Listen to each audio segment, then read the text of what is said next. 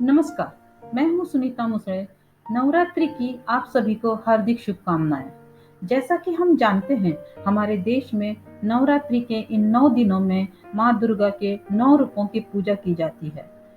दुर्गा जी ने समस्त विश्व के कल्याण के लिए तथा दुष्ट राक्षसों का विनाश करने के लिए कई बार अलग अलग रूप धारण किए थे।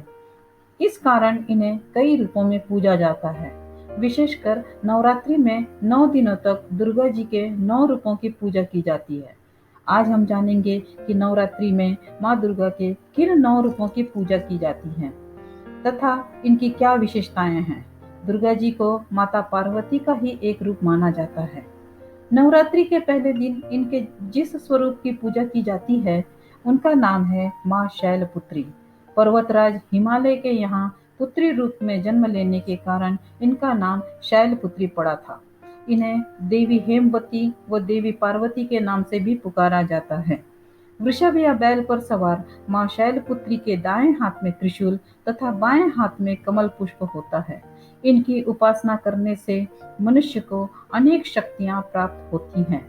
यदि हम नवरात्रि के पहले दिन अपना ध्यान मूलाधार चक्र पर रखते हुए माँ शैलपुत्री के मंत्र का जाप करें, तो इसका शुभ फल जरूर हमारे जीवन में आता है। नवरात्रि के दूसरे दिन माँ दुर्गा के ब्रह्मचारिणी रूप की पूजा की जाती है। यहाँ ब्रह्म शब्द का अर्थ है तपस्या। ब्रह्मचारिणी अर्थात तप का आचरण करने वाली। माँ शैलपुत्री का पूर्व जन्म में विवाह भगवान शंकर जी के साथ हुआ था और इस जन्म में भी वो शिव जी को अपने पति के रूप में पाना चाहती थी। इसके लिए उन्होंने हजारों साल तक कठिन तपस्या की। इस कारण इनका नाम ब्रह्मचारिणी पड़ा।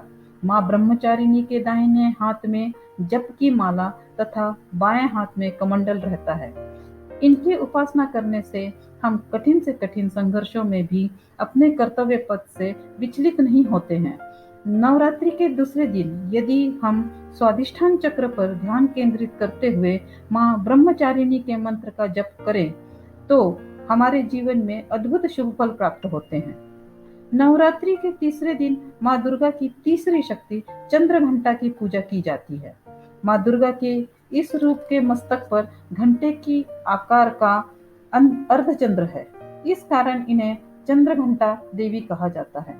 सिंह पर सवार देवी चंद्र घंटा के 10 हाथ हैं और उनके 10 हाथों में अस्त्र और शस्त्र विराजमान है। देवी चंद्र घंटा की मुद्रा देखने में ऐसे प्रतीत होती है जैसे वह युद्ध करने के लिए तैयार है। देवी चंद्र घंटा शीघ्र फल देने वाली देवी हैं। यदि अपने भक्तों के समस्त पाप और बाधाएं नष्ट कर देती हैं। यदि हम नवरात्रि के तीसरे दिन अपने मणिपुर चक्र पर ध्यान लगाते हुए माँ चंद्र घंटा के मंत्र का जाप करें, तो इनकी असीम कृपा हमारे जीवन पर बनी रहती है। माँ दुर्गा के चौथे स्वरूप का नाम है कुष्मांडा। जब हमारी इस सृष्टि का कोई अस्तित्व नहीं था, चारों तरफ सिर्फ अंधकार ही अंधकार था, तब आदि शक्ति माँ दुर्गा ने इस ब्रह्मांड की रचना की। इसीलिए इनको कुष्मांडा देवी कहा गया। इनका निवास सूर्य लोक में होने के कारण इनके शरीर की कांति सूर्य के समान है। सिंह पर सवार कुष्मांडा देवी की 8 भुजाएं हैं। इसीलिए इन्हें अष्टभुजा देवी भी कहा जाता है। इनके हाथों में कमंडल, धनुष, बाण, कमल पुष्प, अमृत कलश, चक्र, गदा और जपमाला है। संस्कृत में कुष्मांड कुम्भड़े यानी कद्दू को कहा जाता है। देवी कुष्मांडा को कुम्भड़े की बलि अत्यधिक प्रिय है।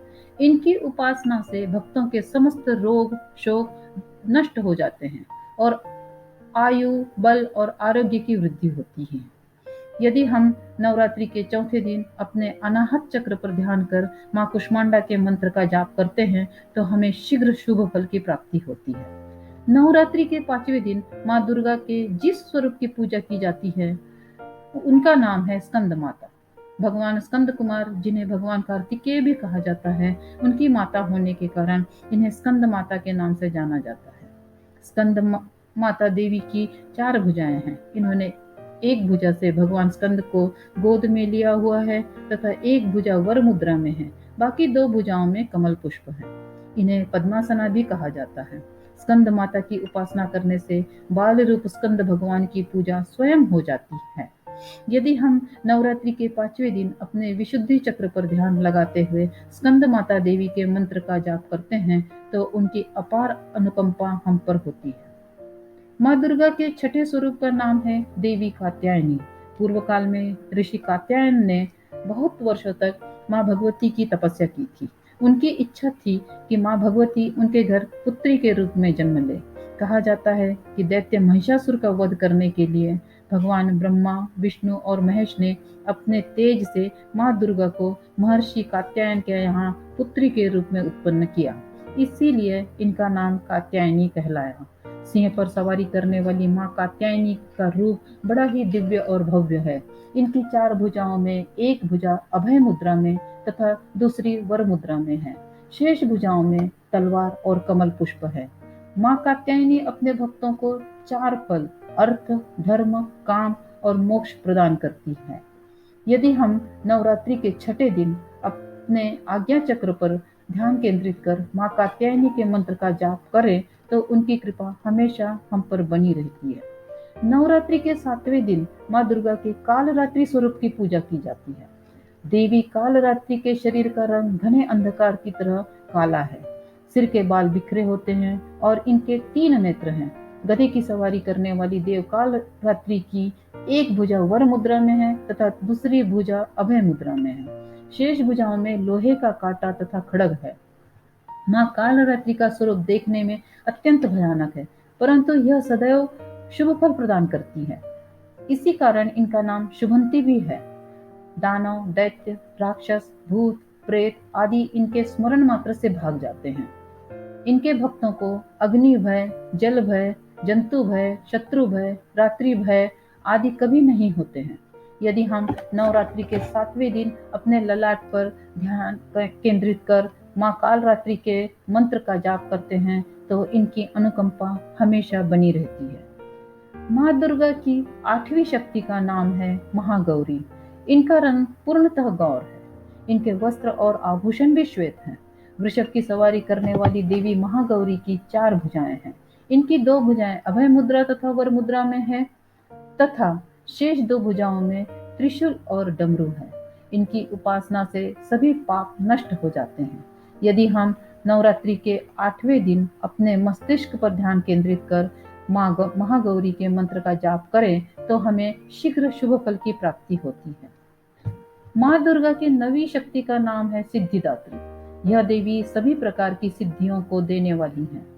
देवी सिद्धिदात्री की कृपा से ही भगवान शिव को अर्धनारीश्वर का रूप मिला था। सिंह की सवारी करने वाली देवी सिद्धिदात्री कमल के पुष्प पर भी आसीन होती है। इनकी 4 भुजाएं हैं। इनमें चक्र, गदा, कमल पुष्प तथा शंख है। देवी सिद्धिदात्री की उपासना करने से भक्तों की सभी मनोकामनाएं पूरी हो जाती है। यदि हम नवरात्रि के 9वें दिन अपने ललाट पर ध्यान केंद्रित कर माँ सिद्धिदात्री के मंत्र का जाप करते हैं तो इनकी असीम कृपा हम पर बनी रहती है। आशा है नवरात्रि के बारे में यह जानकारी आपको अच्छी लगी होगी। चलिए मिलते हैं अब अगले वीडियो में ऐसे ही किसी नई जानकारी के साथ। धन्यवाद।